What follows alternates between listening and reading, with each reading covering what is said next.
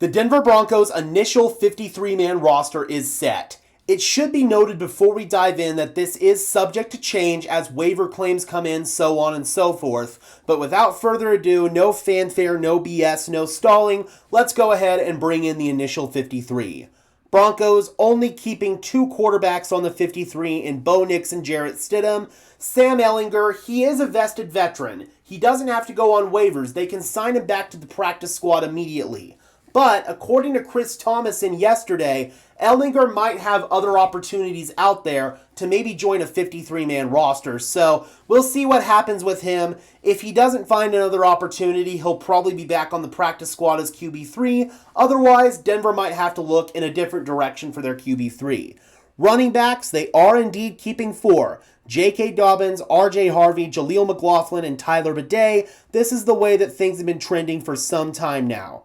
Tight ends, we've got four. Nate Adkins will not go on the short-term injured reserve, as Sean Payton said with his injury. So we've got Evan Ingram, Adam Troutman, Lucas Kroll, who's temporarily going to be tight end 3 while Nate Adkins recovers, and then Adkins will still be on the 53. He'll miss the first couple of weeks of the season, should maybe be back by like week 3, something like that.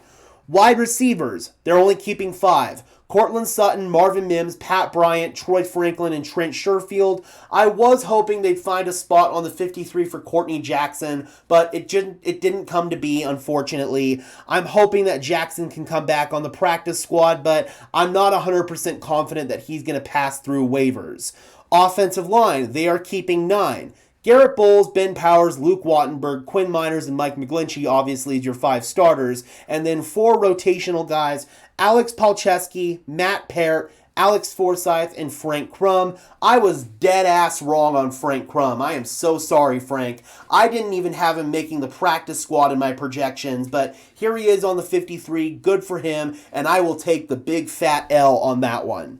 Defensive line, this is a little bit of a surprise. They end up keeping 7 D linemen, and they keep both Jordan Jackson and Ioma Uwazurike. I was thinking they were going to have to choose between the two, but ultimately they decided to keep both of them. Really happy they did that. I like both of those players. And then obviously you've got Zach Allen, John Franklin Myers, DJ Jones, Malcolm Roach, Savion Jones as your main guys there. Savion Jones will rotate in, and then these 4 are going to be your main guys on the defensive line, of course.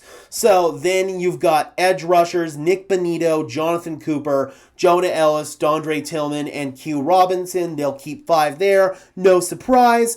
Linebacker, they are keeping 4, and the Denver Broncos do have an undrafted free agent making the team this year for the 21st out of the past 22 years in Corinne Reed, the undrafted free agent out of Utah. He's been super consistent at the linebacker position, and Denver surprisingly elected to keep Reed over Lavelle Bailey. I was shocked by that. Bailey had been running with the ones most of camp with Greenlaw and Singleton missing time. I thought Bailey had been playing some fantastic ball.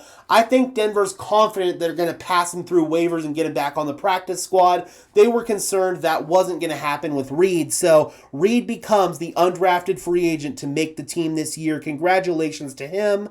Cornerbacks, they're keeping 5. No surprises there. Pat Surtain, Riley Moss, Jahdae Barron, Jaquan McMillan, and Chris Abrams-Drain. Safety, they are keeping 5. And just like I predicted, it was Brandon Jones, Talanoa Hufanga, PJ Locke, Devon Key, and JL Skinner. Sam Franklin, who they signed as a safety and special teams guy in free agency, was released. He's a vested veteran. I think they'll sign him back to the practice squad, but still, that was a little bit disappointing because they expected him to be a big piece on special teams. They expected him to be a gunner, and according to people who I trust evaluating special teams play, he wasn't very good in that role, so that's why he didn't make it, and JL Skinner brings more value on special teams. Devon Key's a really good backup safety alongside PJ Locke, so they ultimately elect to keep 5 safeties. Then you've got special teams, obviously, Will Lutz, Jeremy Crawshaw, and Mitchell Fraboni. I will give my practice squad prediction in a separate video, but let's go ahead and just brush over the cuts here.